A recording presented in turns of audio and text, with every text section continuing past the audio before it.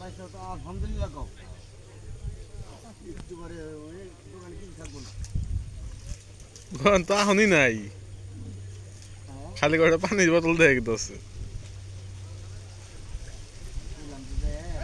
দিয়েছি 500 টাকা দিয়েছি কিছু তুই যাই আর একবার জায়গায় পাই যদি 500 টাকা দিয়ে আসবি